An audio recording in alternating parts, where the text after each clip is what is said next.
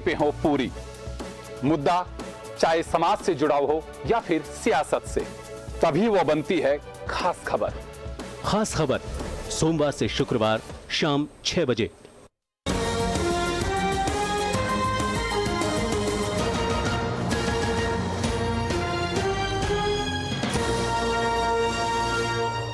Break के बाद एक बार फिर आपका स्वागत है। आप देख रहे हैं एक मुलाकात, और एक मुलाकात में हमारे साथ हैं झालावाड़ कलेक्टर भारती दीक्षित जी। ये तो आपका एक सेगमेंट वहाँ की एज ए कलेक्टर आपने ज्वाइन किया, और उसके बाद में वहाँ की महिलाओं का भरोसा जीतना, और केवल भरोसा जीतना ये नहीं है कि चलिए सेल्फी लेकर के और मैडम उनसे मिल रही, आपने उनको एम्प्लॉयमेंट भी उनका किया, उन्होंने आत्मनिर्भर बनाया, उनका स्वयं सहायता समूह बनाया। ये बड़ी बात है, क्योंकि सबसे बड़ी बात होती है रोजगार। तो मैं इसी से जुड़ी बात जानना चाहूंगा कि आपने एक मुहिम शुरू की है रोजगार की, इसको कंटिन्यू करने के लिए कोई आपका ऐसा कुछ मैकेनिज्म डेवलप किया है कि जिससे आप उन लोगों को मोटिवेट तो करें, खासकर उनके प्रोडक्ट्स को किस प्लेटफॉर्म पे लेके बेचना है, कंटिन्यू वो लोग कर सकें, इसको और आगे स्प्रेड कर सके कि 1 से 2, 2 से 4, 5 इस तरह से, वो क्या प्लान है इसमें? हमने कई तरह से इसको आगे एक्सपैंड करने के प्रयास करे हैं। सर्वप्रथम तो जो ये महिलाएं हैं, अभी तो ये अपने इंडिविजुअल लेवल पे इसको सेल कर रहे थे। जैसे कि हमने झालावाड़ जिले के 3 स्टेशंस में 1 स्टेशन 1 प्रोडक्ट का जो ये है स्टॉल्स हैं, वो हमने रेलवे डिपार्टमेंट से कोऑर्डिनेट करके अपने शहद प्रोडक्शन वाले जो यूनिट है उनको हैंड ओवर कर दिए। तो इनमें बहुत अच्छी सेल्स हमारी हो रही है। सिमिलरली अपने लेवल पे इसको सेल्स भी करती हैं। कहीं पे भी कोई प्रोग्राम होता है तो इनके स्टॉल्स रहते हैं। तो ये इंडिविजुअल एफर्ट की तरह भी चल रहा है। इसको हम और इंस्टीट्यूशनलाइज कराना चाह रहे हैं। जितने भी उपभोक्ता केंद्र हैं, जितने भी सरस डेयरी के बूथ हैं, उन पर भी इनके हम सैंपल्स, हनी सैंपल्स रखवाएंगे। साथ ही साथ महिलाएं हनी के अलावा और भी प्रोडक्ट्स प्रोड्यूस करती हैं, जैसे कि पिकल हुए, अचार हुए और पापड़ हुए, बैंगल्स का प्रोडक्शन कर रही हैं। तो इनके लिए हम परमानेंट स्टोर्स डेवलप करेंगे। जैसे कि हमने एक जिला परिषद में भी एक जगह आइडेंटिफाई करी है। सिमिलरली जो पंचायत समिति के ऑफिसेज हैं वहाँ पर भी हम जगह आइडेंटिफाई कर रहे हैं। एक तो इनको परमानेंट स्टेशंस मिल जाएंगे। साथ ही साथ राजीविका की कैंटीन्स भी हर पंचायत समिति लेवल पे इस्टेब्लिश की जा रही हैं। और हमने हेड क्वार्टर पे झालावाड़ में हमारे कलेक्ट्रेट में ही कैंटीन के लिए स्पेस प्रोवाइड करा दी है। तो उन कैंटीन्स पे भी इनके परमानेंट स्टॉल्स रहेंगे। ये तो यहाँ लोकल सेल्स के लिए हो गया। हाँ, वो अभी कैंटीन अभी डेवलप कर रहे हैं। Once it is completely established, वहाँ पर भी हम इनके स्टॉल सेटअप कराएंगे। जहाँ पर भी हमने स्टॉल सेटअप करे, इसका ये जो हनी प्रोड्यूस हो रहा है इसकी क्वालिटी इतनी अच्छी है कि जस्ट बाय माउथ पब्लिसिटी लोग इसको परचेज कर रहे हैं। जहाँ पर भी हमारा स्टॉल होता है तो इमीडिएटली वहाँ पे हमारी सेल्स बढ़ जाती है। तो ये तो हमारी लोकल सेल्स होगी। इसको और ज़्यादा एक्सपैंड करने के लिए हमने National Bee Board Government of India के साथ कोलैबोरेट किया है। हमने एक पूरा प्रोजेक्ट बना करके हमारी स्टेट गवर्नमेंट के अप्रूवल के बाद बी बोर्ड में भेजा था। And I am happy to share, हमने 2 करोड़ का प्रोजेक्ट भेजा था, उन्होंने 4 करोड़ सैंक्शन कर दिए। तो उनकी एक पूरी यूनिट सेंटर ऑफ एक्सीलेंस यहाँ झालावाड़ में सेटअप हो जाएगा। वो इस हनी को फर्दर प्रोसेस करेंगे, और इसकी अभी भी हम इसकी पैकेजिंग, ब्रांडिंग, मार्केटिंग अपने लेवल पे कर ही रहे हैं। बट वो इसके मार्केट लिंकेजेस ट्राइफेड के साथ इस्टेब्लिश करा करके हमारी सेल्स को अश्योर करेंगे। मार्केट में मिलेगा इंटरेस्ट है। और इसके साथ एडिशनली नॉट जस्ट हनी, इसके कई सारे एडिशनल प्रोडक्ट्स भी होते हैं, जैसे बी वैक्स है, पोलन है और हनी कूम्स है। हम जैसे 5 स्टार होटल्स, हाँ, वो प्रोडक्ट्स अब हम तैयार करेंगे। अभी तक तो हम सिर्फ हनी पे लिमिटेड थे। अब हनी कूम्स में क्या होता है, जैसे एक नॉर्मल बी बॉक्स होता है, हनी कूम बनाने के लिए एक बी बॉक्स के ऊपर एक एडिशनल बॉक्स रखा जाता है। तो जो पोलन है, जिसे वेस्ट मान के चलते हैं, उससे कुछ तैयार हो सकते हैं। हाँ, वेस्ट भी, और वेस्ट तो उसमें नीचे रह जाएगा। जो नॉर्मल बी बॉक्स है उसमें तो छोटे छोटे पोलन्स भी होते हैं। तो हनी एक्सट्रैक्शन के टाइम उन पोलन्स को हम डिस्कार्ड करते हैं। बट जो हम एडिशनल ऊपर एक बॉक्स रखेंगे उसमें एकदम फ्रेश प्योर हनी आएगा। और जब हम देखते हैं 5 स्टार होटल्स में हनी कूम्स रखे होते हैं, हनी कूम्स सर्व किया जाता है इंस्टेड ऑफ हनी। वो बहुत एक्सपेंसिव होता है, 3 से 5 हज़ार रुपए प्रति किलो होता है। नॉर्मल हनी 400 से 500 रुपए किलो है, बट हनी कूम 3 से 5 हज़ार रुपए प्रति किलो है। तो वो चीज़ हम अब डेवलप करेंगे, हमारे स्पेशलाइज्ड प्रोडक्ट्स हो जाएंगे। सिमिलरली जो बी वैक्स है, वो बहुत फार्मास्यूटिकल इंडस्ट्री में उसकी बहुत अच्छा यूज़ होता है। हनी के जो बी पोलन्स हैं उनकी बहुत अच्छी मेडिसिनल डिमांड है। तो ये हाई एंड प्रोडक्ट्स हैं जिनसे हमें इनकम भी ज़्यादा जनरेट होगी, और ये हमारे लिए एक स्पेशलाइज्ड प्रोडक्ट्स की कैटेगरी में डेवलप हो जाएगा। साथ ही साथ जैसे हमारे 4 हनी बॉक्सेस होते हैं, तो ये जो हनी बी की कॉलोनी होती है वो ऑटोमेटिकली मल्टीप्लाई करती है। तो 4 महीने बाद इन 4 हनी बॉक्सेस में इतनी संख्या में बी आ जाती है कि वो 5वें बॉक्स के लिए ऑटोमेटिकली रेडी हो जाएगी। तो एक हनी बॉक्स। सवाल है आपसे जी, मैं देखता हूँ कलेक्टर से बात होती है काफ़ी से, बहुत लंबी चौड़ी लिस्ट है। गवर्नमेंट ऑफ इंडिया के लिए भी आपको काम करना है क्योंकि उनकी भी अपनी योजनाएं हैं, वो कलेक्टर्स के माध्यम से होनी है, कोई मना नहीं कर सकता। स्टेट की अपनी प्लानिंग्स होती हैं, उसके बीच आपने ये प्रोडक्शन भी तैयार करवाया है लोगों को आत्मनिर्भर करने का, तो समय तो 24 घंटे का ही है, कैसे मैनेज किया है सब? ये तो पता नहीं है, तो मेरा इंटरेस्ट रहता है कि मेरा खुद का बहुत मन रहता है कि मैं वुमेन के लिए डेडिकेटेडली काम कर पाऊँ। और जब जैसे राजीविका का प्रोजेक्ट तो सफर नहीं करते उससे? नहीं, ऐसा बिल्कुल भी नहीं है। और क्योंकि ये सभी प्रोजेक्ट्स, ये सभी जो प्रोग्राम्स हैं, हम उसमें हमको पर्सनली इन्वॉल्व होना चाहिए। आज अगर राजीविका प्रोजेक्ट की अपन बात करें तो उसमें कलेक्टर डिस्ट्रिक्ट कमेटी के चेयरमैन है, डिस्ट्रिक्ट कलेक्टर 250 कमेटीज के चेयरमैन होते हैं। हर कमेटी में हम पूरा इन्वॉल्वमेंट नहीं दे सकते, लेकिन हम अपने लेवल पे प्रायोरिटाइज कर सकते हैं कि ये कुछ कमेटीज हैं जिसमें अगर हम पर्सनली ज़्यादा इन्वॉल्व होकर के इनकी जो डिटेलिंग हम अगर अपने लेवल पे कर पाए तो शायद उनकी आउटपुट या उनकी यूटिलिटी बहुत ज़्यादा बढ़ जाए। और राजीविका को मैंने अपनी बाय चॉइस भी इसमें, क्योंकि मेरा खुद का भी इंटरेस्ट था, इसको सेलेक्ट किया और इसकी हर मीटिंग मैं खुद अपने सर पे ही लेती हूँ, डेलीगेट नहीं करती एडीएम्स को, एसडीएम्स को। तो उससे भी शायद फर्क पड़ा कि मैं खुद, कई लोग कहने लगे कि आप खुद हनी एक्सपर्ट बन गए, लेकिन मैं खुद हर चीज़ अपने स्तर पे जाकर के अपने लेवल पे देखती हूँ। बट प्रयास यही रहता है कि और कोई चीज़ सफ़र नहीं करे। ऑब्वियसली जो पूरा जो डे का शेड्यूल है उसमें हर चीज़ फिट इन करना थोड़ा मुश्किल है, बट प्रयास अपना यही रहता है कि हर चीज़ में बेस्ट पॉसिबल करें। है ऐसी प्लानिंग जो अभी बची हुई है और अभी आगे तक लेके जाना है? हाँ जी, बिल्कुल, एक नई प्लानिंग है। हाँ। हमने जो हमारे आंगनवाड़ी केंद्र हैं उनका रेनोवेशन करा के उनको मॉडल आंगनवाड़ी केंद्र में डेवलप कराना शुरू किया है। 4 आंगनवाड़ी केंद्र हमने CSR के माध्यम से कराए हैं, उसमें हमने बहुत अच्छा काम किया है। हमने जितनी भी उनकी वॉल्स हैं उस पर बहुत अच्छा एजुकेटिव मटेरियल पेंट कराया है। जो उनकी विंडो सेल्स हैं उनको नीचे करके जैसे बच्चों के रीच में रहे ऐसे छोटे छोटे टॉयज हैंग करे हैं। Within building as learning aid concept होता है जो हमें लबासना अकेडमी में सिखाया था, तो बिल्डिंग के अंदर ही हमने ऐसी चीजें इंटीग्रेट कर दी कि उनको उससे ही पढ़ाई करने लग जाए। और छोटी छोटी टेबल्स, चेयर्स उनको दी हैं, ऐसी चीज़ें उनको दी हैं जिससे उनका इंटरेस्ट हो, उससे उनका मन करे कि हम आंगनवाड़ी केंद्र में आए और पढ़ें। LED टीवी दिए हैं, उनमें उनके कार्टून्स के माध्यम से वो लोग पढ़ाई करते हैं और स्मार्ट क्लासेस चल रही हैं। तो एक बहुत अच्छा, एक बहुत पॉजिटिव एटमॉस्फेयर आंगनवाड़ी केंद्र में डेवलप हो जाता है ना। तो कुछ अलग हट के पहचान बना के अभी तो मैं अवार्ड से समझ में आ रहा है सब कुछ कि कुछ अलग किया है, जब भी वो सब कुछ मिला है। ये जो टाइम है आपके लिए, हर कलेक्टर के लिए बड़ा महत्वपूर्ण है और ये कहूँ कि चैलेंजिंग है। आपको इलेक्शन भी करवाना है क्योंकि इसी साल चुनाव है, I think last month of the year, और आपको स्कीम्स भी है जैसे राहत का। गवर्नमेंट की इच्छा है कि जो बजट में हम अनाउंस करके गए हैं पब्लिक के काम के भरोसे हम सरकार में है वो भी फुलफिल करना है। तो ये कैसे मैनेज होगा सब? इसमें हम अभी भी कर रहे हैं। जैसे मैं आपको चिरंजीवी योजना का उदाहरण दूं, चिरंजीवी स्वास्थ्य बीमा योजना में हम अब से पहले भी कैंप लगा रहे थे। मैंने हर पंचायत समिति पे कैंप लगाया है और उसमें मैं खुद गई हूँ। उसमें हमने लोगों से, जो लोग प्राइवेट कंट्रीब्यूशन 850 रुपीज़ देने की स्थिति में नहीं है और किसी कारणवश इस योजना से नहीं जुड़ सकते, उनके लिए हमने भामाशाह को मोटिवेट करके और अनुदान करवा करके उनको इन स्कीम से ज्वाइन कराया। ऐसे हर स्कीम में हम कोई पब्लिक कंट्रीब्यूशन हो या पब्लिक मोटिवेशन का काम हो, उसमें मैं खुद जा करके लोगों को मोटिवेट करती हूँ और कोशिश करती हूँ कि इसमें ज़्यादा से ज़्यादा बेनिफिशरीज जुड़े, लोगों में इनकी IEC हो।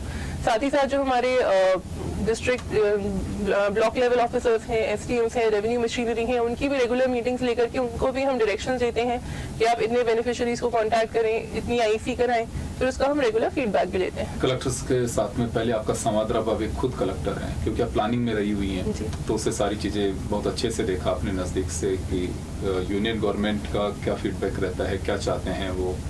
यूँ कहूँ कि उस नज़र को पहचानने की कोशिश की उस वक्त आपने कि स्टेट गवर्नमेंट तो क्या चाहती है और केंद्र सरकार क्या चाहती है और हमें करवाना क्या है। लेकिन अब खुद आपके कर्तव्य पथ में आपको खुद को करना है आप, क्योंकि आपकी मॉनिटरिंग का नहीं, अब तो आपकी मॉनिटरिंग कोई और कर रहा है। बिल्कुल बिल्कुल। तो ये कैसा एक्सपीरियंस रहा कि वास्तव में एज ए कलेक्टर क्या कुछ करना चाहिए, कैसे हमारा एक रोल मॉडल भी बन सके, हम लोगों का भरोसा भी जीत सकें? इसमें सबसे पहले तो मैं कहना चाहूँगी कि जो कलेक्टरशिप की पोस्टिंग है वो किसी भी IAS ऑफिसर के लिए सबसे प्राइम पोस्टिंग है।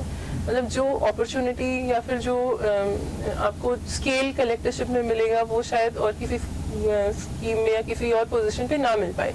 तो प्रयास, जैसे मेरा प्रयास ये रहता है कि जब तक मैं कलेक्टर हूँ, जब तक जितने टाइम तक मेरी कलेक्टरशिप में पोस्टिंग रहे, तो मैं अपना बेस्ट पॉसिबल दूँ।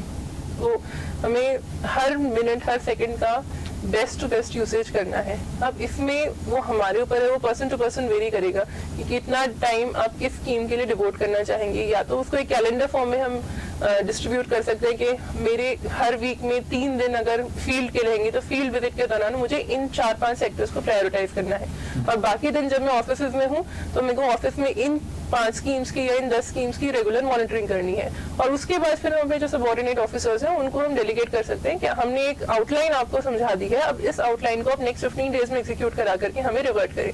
तो ऐसा एक पूरा वर्क प्लान चॉक आउट किया जा सकता है। उसमें ये इंश्योर हो जाएगा कि कोई भी प्रायोरिटी एरिया तो मिस आउट नहीं होगा, और आपके जो मेन एरियाज है उनमें आपका पर्सनल इन्वॉल्वमेंट भी रहेगा और आपकी हर चीज पकड़ रहेगी। कोई भी ऐसी चीज नहीं होगी जो आपकी जानकारी से छूटी हुई हो। मैं एक बात जानना चाहूंगा कि सत्ता का केंद्रीकरण और विकेंद्रीकरण हम करते भी आए हैं सब चीजें।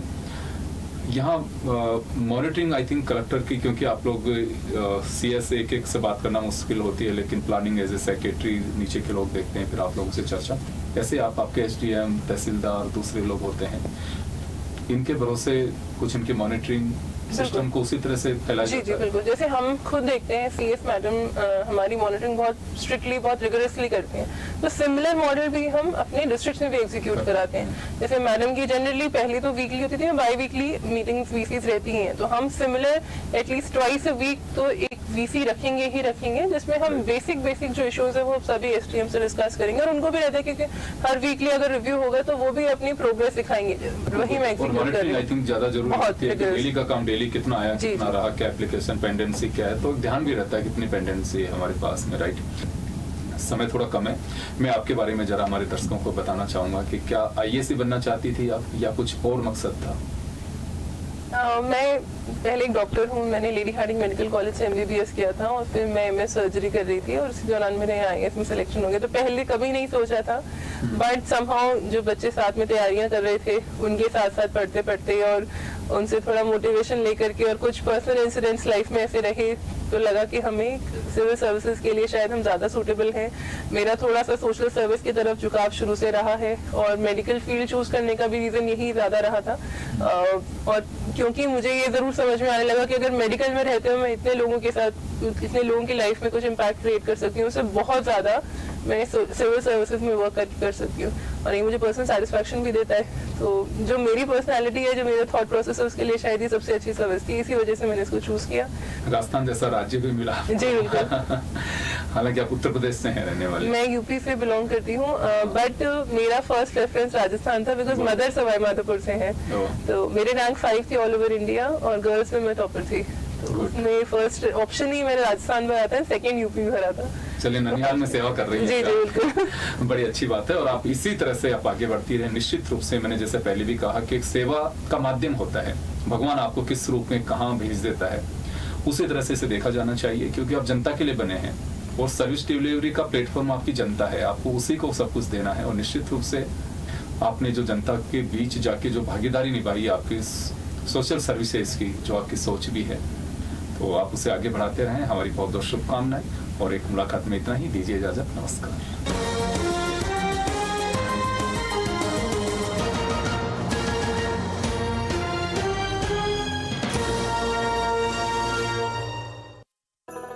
सुना आप लोगों ने क्या? 24 अप्रैल से अपने पड़ोस में राजस्थान सरकार का महंगाई राहत कैंप लगने जा रहा है। इसमें क्या होगा? इसमें नाम लिखवाकर 10 नई योजनाओं का लाभ मिलेगा। जैसे क्या? जैसे आपकी खेती के लिए 2000 यूनिट बिजली माफ। और मुझे क्या मिलेगा? फूड पैकेट मिलेंगे दाल और तेल के साथ में। मेरे लिए क्या? दादाजी, आपका नाम मैं महंगाई राहत कैंप में लिखवाकर आपकी सामाजिक सुरक्षा पेंशन 750 से बढ़ाकर 1000 रुपए करवा दूंगी, और तो और आपको चिरंजीवी योजना के तहत 25 लाख का बीमा भी मिलेगा। हाँ, तुम्हारे लिए भी 40,000 का बीमा है। भूल मत जाना, महंगाई राहत कैंप में जरूर आना।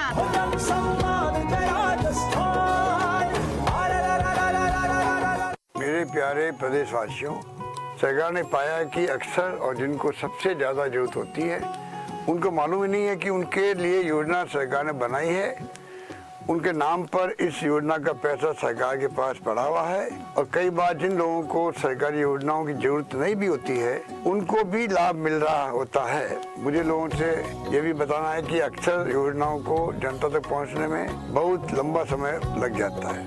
इन वजहों से सरकार के खबरदार।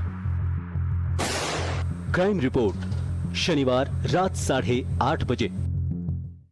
सरोकार आपकी हर खबर से, निगाह हर हलचल पर, कसौटी पर खरी हर खबर, सामना हर झूठ का, संघर्ष जनता के मुद्दों का, खबर आपकी जिंदगी से जुड़ी, विश्वास आपका हम पर।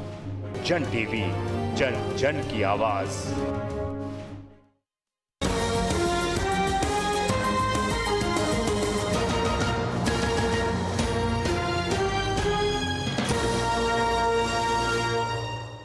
नमस्कार जन टीवी में स्वागत आपका। मैं हूं योगेंद्र। आप देख रहे हैं एक मुलाकात में हमारे साथ हैं झालावाड़ कलेक्टर भारती दीक्षित जी और सिविल सर्विस डे पर इनको एक अच्छी परफॉर्मेंस एज ए कलेक्टर, उसके लिए एक्सीलेंसी अवार्ड भी इनको मिला है। मैम आपको बहुत बहुत शुभकामनाएं, बधाई इस अचीवमेंट के लिए। और कैसा लगा जब, क्योंकि इतने जिलों के 33 जिलों के कलेक्टर और उसके बीच एक सम्मान मिलता है, पहली पोस्टिंग आपकी, तो कैसा लगा? बहुत अच्छा लगा क्योंकि सिविल सर्विस डे का प्रोग्राम भी प्रदेश में पहली बार इतने बृहद स्तर पे बनाया गया है और उसमें पहली बार सीएम एक्सीलेंस अवार्ड्स इंट्रोड्यूस किए गए थे। तो उसमें फर्स्ट टाइम में ही हमको अपॉर्चुनिटी मिली हमारा जो काम है झालावाड़ में उसको शोकेस करने के लिए। तो अपने आप में बहुत गर्व महसूस कर रहे हैं और बहुत अच्छा लग रहा है कि हमारे जो भी कार्य हमने करे थे उनको राज्य स्तर पे सम्मानित किया गया, पूरे जिले का नाम इससे रोशन हुआ। पर्टिकुलर कोई रखा आपके कि ये कुछ आपका नवाचार है उससे? इसमें विमेन एम्पावरमेंट के लिए जो हमने विभिन्न नवाचार किए थे उनके बेसिस पे हमें यहाँ पे अवार्ड किया गया है जी। मुख्यतः 4 नवाचार थे जिनको कंबाइन करके हमने एक विमेन एम्पावरमेंट का मॉड्यूल बनाया था। तो उसमें एक कॉफी विद कलेक्टर प्रोग्राम था, एक सेल्फ डिफेंस प्रोग्राम है, एक हमने एक मधुसखी झालावाड़ी शहद बनाया है उसका कवरेज था और एक नरेगा पाठशालाएं हम संचालित कर रहे हैं। तो इन चारों के ऊपर इवैल्यूएट करके ही हमको इसके लिए चूज किया गया था। हम छोटा उस पे जैसे आप ये कॉफी विद कलेक्टर क्या है इसमें? कॉफी विद कलेक्टर एक्चुअली एक सीरीज ऑफ इंटरेक्शंस हैं जिसमें हम स्कूल्स एंड कॉलेजेस की बच्चियों के साथ बैठ करके उनके डे टू डे चैलेंजेस के बारे में डिस्कस करते हैं। अगर उन्हें कोई परेशानी जिले में फेस होती है तो हमें बताती हैं और उसका क्या बेस्ट पॉसिबल सोल्यूशन हम डिवाइस कर सकते हैं इसके बारे में उन्हें जानकारी दी जाती है। साथ ही जो गवर्नमेंट की स्कीम्स हैं, पॉलिसीज़ हैं जो उनको जाननी चाहिए, जो महिलाओं के लिए, बच्चियों के लिए बनाई गई हैं, उसके बारे में भी उनको काफ़ी अच्छे से डिटेल में बताया जाता है। तो ऐसे कई सारे सेशंस हमने पहले कलेक्ट्रेट से स्टार्ट किए थे। अब ऑन रेगुलर बेसिस में किसी भी स्कूल या कॉलेज में जाती हूँ तो वहाँ की बच्चियों के साथ हम उनका डिस्कशन करते हैं। कोई हेल्पलाइन वगैरह जिस पे कुछ अपनी बातें कहती हैं लड़कियाँ? इसमें हमने इससे एक स्टेप आगे चल करके उनकी जो प्रॉब्लम्स थी, मैं बताना चाहूँगी कि झालावाड़ एक काफ़ी रिमोट जिला है और वहाँ पर जो क्राइम अगेंस्ट वुमेन का रेट है वो बहुत ज़्यादा है। इनफैक्ट वहाँ फीमेल लिटरेसी रेट भी काफ़ी कम है, 46% है एज पर 2011 census, which means every second female is illiterate in the district। तो ये सब चीज़ें देखते हुए हमने एक सेल्फ डिफेंस का मॉड्यूल डिज़ाइन किया था। उसमें हमने एक हेल्पलाइन भी इस्टेब्लिश करी है। हमारे खेल संकुल में एक रेगुलर हेल्पलाइन है और इसमें जो बच्चियाँ सेल्फ डिफेंस ट्रेनिंग लेना चाहती हैं वो डायरेक्टली हमसे कांटेक्ट कर सकती हैं। इसके अलावा हम खुद आगे चल कर के स्कूल्स में, कॉलेजेस में ट्रेनर्स ट्रेन करते हैं और वो ट्रेनर्स फिर वहाँ जाकर के ट्रेनिंग प्रोवाइड कराते हैं। तो ये दोनों तरह से ही वॉलंटरली वो आ सकती हैं और हम खुद भी आउटरीच प्रोग्राम्स करके ट्रेनिंग प्रोवाइड करा रहे हैं। हनी प्रोडक्शन भी काफी है वहाँ पे, तो उसमें क्या महिलाओं को जोड़ा उससे? जी, इसमें एक्चुअली जब मैंने लास्ट ईयर जनवरी में ज्वाइन किया था एज डिस्ट्रिक्ट कलेक्टर झालावाड़ में, तो आई फाउंड कि यहाँ पर जो एग्रो क्लाइमेटिक कंडीशंस है वो ऐसे हैं कि फ्लावरिंग प्लांट्स काफ़ी अच्छी मात्रा में होते हैं और उनसे जो हनी बी है वो हनी प्रोड्यूस करती हैं और यूपी, बिहार के फार्मर्स आकर के अपने बी बॉक्सेस यहाँ सेटअप करते हैं और लगभग 4 से 5 महीने यहाँ पे वो सारा सेटअप इस्टेब्लिश करके यहाँ से हनी प्रोड्यूस करके वापस ले जाते हैं। तो यहाँ के लोकल पॉपुलेशन है उनको इसका कोई फ़ायदा नहीं होता। तो हमने महिलाओं को प्रोत्साहित किया कि आप खुद अपने बी बॉक्सेस यहाँ सेटअप करें, उनको ट्रेनिंग सिलवाई कि कैसे बॉक्सेस मेंटेन करने हैं, कैसे उनका ट्रांसपोर्टेशन करना है, हनी कैसे एक्सट्रैक्ट करना है, सबकी ट्रेनिंग्स ऑर्गेनाइज कराएंगे। और मल्टीपल राउंड्स ऑफ ट्रेनिंग्स के बाद हमने लगभग 125 गाँव की 2000 महिलाओं को संगठित करके स्वयं सहायता समूह जो राजीविका के बने हैं उनमें उनको संगठित करके लोनिंग करा करके उनकी 1200 boxes all over district setup कराए। और I am happy to share कि विद इन 1 ईयर, सिर्फ 1 साल में उन्होंने 22,000 किलो हनी प्रोड्यूस किया है और वो बहुत अच्छी सेल उसकी हो रही है और बहुत profitable business very first year अपने जो सेटअप है उसके अंदर वो कमा पाएंगे। क्योंकि आजकल एक तो ऑर्गेनिक मिल जाए सबसे बड़ी बात होती है और ये बहुत अच्छी बात है। और दूसरा आपने कहा कि नरेगा पे पाठशालाएं, तो ये क्या कॉन्सेप्ट है इसमें? ये भी एक मेरा एक्सपीरियंस रहा कि हमारे बहुत एक्सट्रीम एरिया है मनोहर थाना, काफी ट्राइबल एरिया है और यहाँ पर भी इलिटरेसी बहुत ज्यादा प्रेवलेंट है और यहाँ पे काफी पुरानी जो बैकवर्ड कस्टमरी ट्रेडिशंस होते हैं, चाइल्ड मैरिजेस होती है, बहुत ज्यादा होती हैं। तो एक बार ऐसी नरेगा के वर्क साइट का मैं इंस्पेक्शन कर रही थी और रैंडमली मैंने वहाँ पूछा महिलाओं से कि उनमें से कितनी महिलाएं पढ़ना जानती हैं, और सिर्फ एक महिला मेट थी जो जानती थी, उनके अलावा कोई भी पढ़ना लिखना नहीं जानते थे। उस दिन से हमने ये प्रोसेस स्टार्ट किया कि जितने भी कम्युनिटी वर्क्स हैं नरेगा के, उसमें हम एडमिनिस्ट्रेटिव एक्सपेंसेस के माध्यम से ट्रेनिंग्स ऑर्गेनाइज कराते हैं। महिलाओं को, जो महिला मेट होती हैं, उन्हीं को ट्रेन करते हैं कि आप कैसे अपनी बाकी जो इलिटरेट लेबर है उनको आप basic numeracy, basic reading writing सिखा सकते हैं। तो ये लगभग 15 दिन का मॉड्यूल रहता है और उन्हें बेसिक अक्षर ज्ञान हो जाता है और बहुत सिंपल मैथमेटिक्स, जैसे वो अपने बेसिक जो घर के एडिशन सब्ट्रैक्शन है, जो अपना घर का एटलीस्ट पैसे संबंधी जो चीज़ें हैं वो समझ पाएँ और अपना बेसिक हिसाब किताब रख पाएँ। तो ये हमने एक मॉड्यूल डेवलप किया और बहुत ज़्यादा ये कारगर हुआ। अब तो मैं जब भी नरेगा साइट्स पे जाती हूँ चेक करने, तो मैं रैंडमली भी किसी से पूछ लेती हूँ कि आपने क्या पढ़ा नरेगा पाठशाला में। तो एक महिला थी अप्रोक्सीमेटली 50-55 ईयर्स की, उन्होंने बताया 30 तक काउंटिंग करी मेरे सामने करके दिखाई और अपना नाम उन्होंने लिखा पहली बार। वो हमेशा अंगूठा ही लगाती थी, तो वो नाम लिख करके उन्होंने सिग्नेचर किया और 30 तक काउंटिंग करके सिखाई। तो एकदम बेसिक रीडिंग राइटिंग हम उनको इन नरेगा पाठशालाओं में सिखा रहे हैं और कहीं से भी एडिशनल रिसोर्स नहीं चाहिए। वो जो मेट है जो ऑलरेडी क्लास 8 पास होती है, उसी को हमने ट्रेन करा है कि आपको इन लोगों को पढ़ाना है। और बेसिक जो अल्फाबेट चार्ट्स होते हैं, नंबर चार्ट्स होते हैं, ये हमने सब एक साथ परचेज कर लिए। तो वो एक बार जब वर्क साइट पे काम खत्म हो जाता है तो अगली साइट पे चला जाता है, तो कोई न्यू परचेज हमें नहीं करनी है इसके लिए। बिल्कुल, ये पहली पोस्टिंग आपकी। देखिए, नवाचार होना चाहिए क्योंकि आपको भगवान ने एक तो काबिल बनाया और काबिल के साथ ही आपको काबिलियत शो करने का एक बड़ा प्लेटफॉर्म दिया है। और निश्चित रूप से पहली पोस्टिंग आपकी उस रिमोट एरिया में, जहां मुझे लगता है कि काफी लोग तो ये सोच के चलते हैं कि झालावाड़ जैसी जगह में पोस्टिंग, शहरिया, उनके अपने बॉर्डर कुछ डिस्प्यूट से वहाँ पे अलग तरह के हैं, वहाँ क्राइम भी एक अलग तरह का है। हाँ, वो कह सकते हैं कि भोलेपन में बहुत सारी, खासकर महिलाओं को लेकर के जिस तरह की चीजें वहाँ सामने होती हैं, वहाँ पे एक न्यूट्रियस फूड की भी है, लेकिन महिलाएं तो एनेमिक जो है वहाँ रेशो काफी है महिलाओं को। एक दूसरा वहाँ पे एडिक्शन, नशे का भी काफी है। उसके लिए कुछ किया आपने नशा वगैरह के रोकने के लिए? जी, नशा मुक्ति का अभियान भी हम चला रहे हैं। एक्चुअली एमपी के 5 जिलों के साथ हमारी बाउंड्रीज शेयर होती हैं। तो और क्योंकि यहाँ पे अफीम के पट्टे ऑफिशियली दिए हुए हैं, तो यहाँ अफीम कल्टीवेशन काफी ज्यादा होता है। इस वजह से एनडीपीएस से रिलेटेड क्राइम्स की मात्रा यहाँ बहुत ज्यादा है।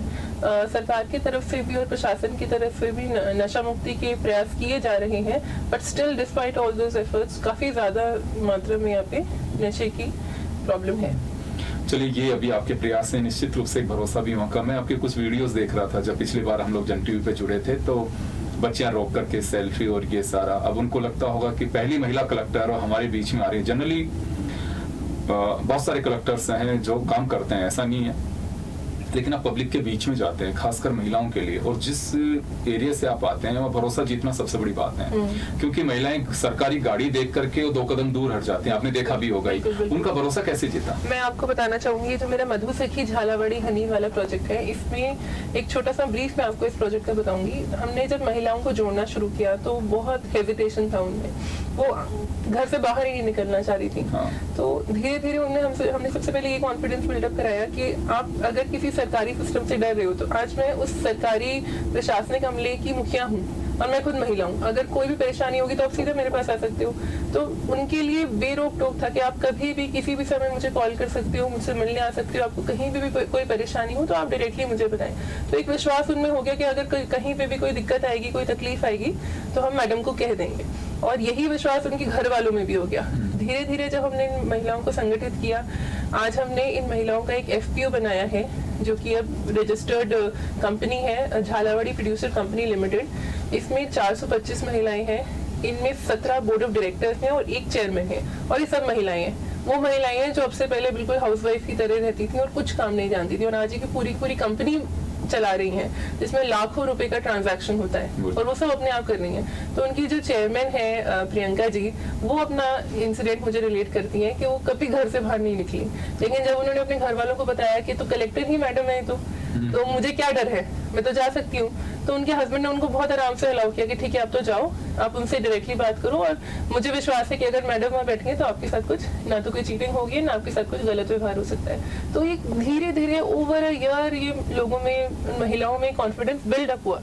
उन्होंने धीरे धीरे देखा, जब भी कोई महिला, इनफैक्ट मैं जनसुनवाई तो बहुत रेगुलरली करती हूँ, बट मेरे ऑफिस में भी सबको पता है कि अगर राजीविका की कोई महिला जनसुनवाई के लिए आई है तो उसको प्राथमिकता दी जाएगी, उसको सबसे पहले बुलाया जाएगा।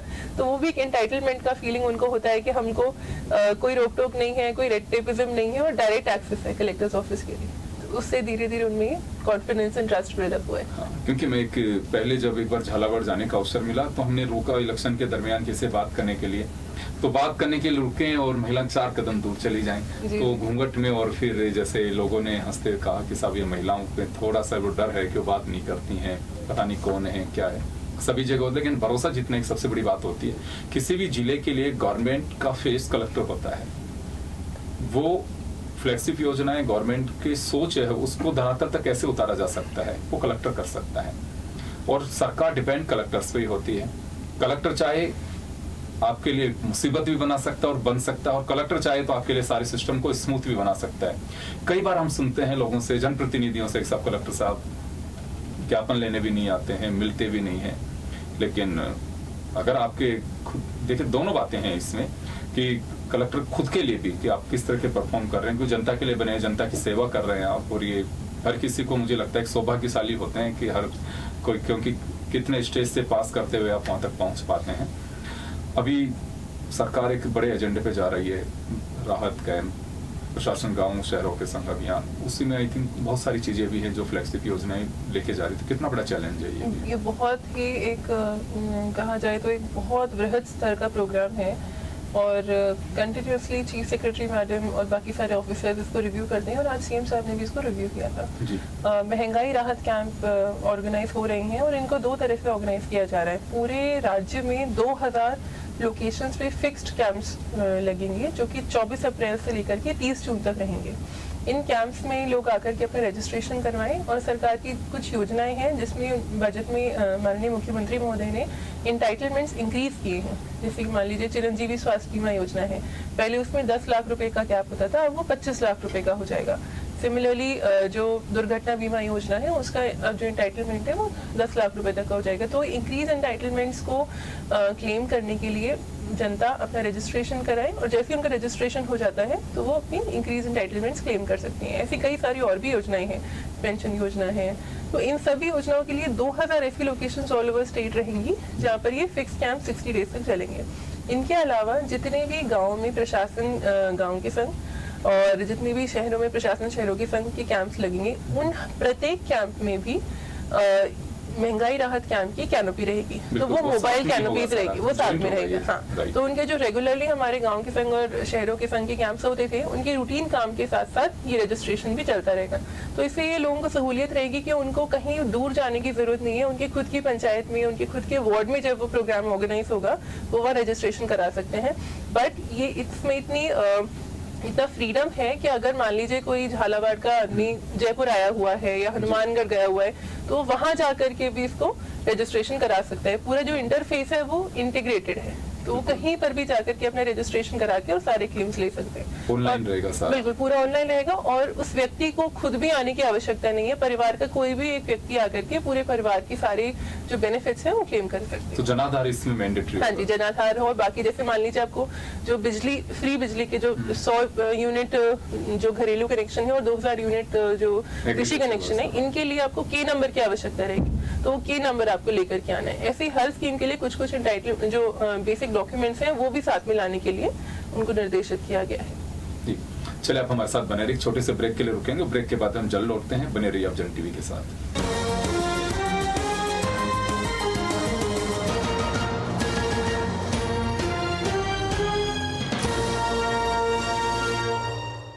खबरें जो आप पर करती हैं सीधा असर, खबरें जिन पर होती है जनता की नजर, खबरें जिनकी तह तक पहुंचना है जरूरी, और जो कसौटी